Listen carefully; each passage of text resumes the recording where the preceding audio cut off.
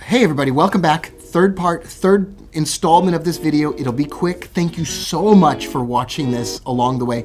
If you're watching, if you made it to part 3, then at the end of this video, I've got something special for you. Maybe a little gift card competition for watching all 3 videos. Okay, here we are on Adobe.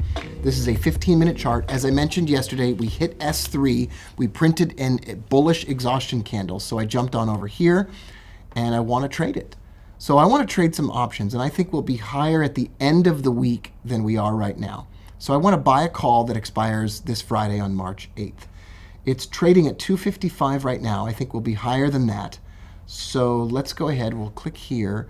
We're trading at 255, and I think we'll be higher. So what I want to go ahead and do is maybe trade the in-the-money 255 and continue. I'll just buy a call.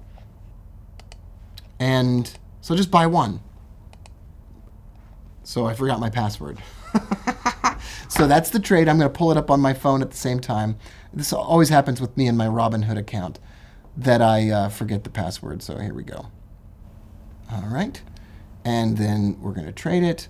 We're going to buy a call that expires on March 8th. It's the 255 call. And there we are. I'm going to buy one of them. I'm going to review it. I'm going to swipe up. And now I'm in.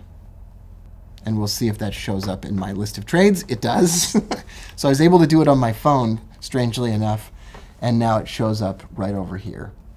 So I'm long Adobe for the end of the week. I think that it's going to rise until the end of the week. Now, that's a little bit more expensive than I would usually trade something. But I'm going to go ahead and keep an eye on it for the next few days. Maybe we'll check in and watch it later and manage the trade, or look and see if anything goes wrong and try to make lemonade out of lemons if something goes wrong. But anyway, thanks for watching this series of videos and seeing how it is that I go about the process of ending up at the execution time of a trade. Remember, this is for educational purposes only.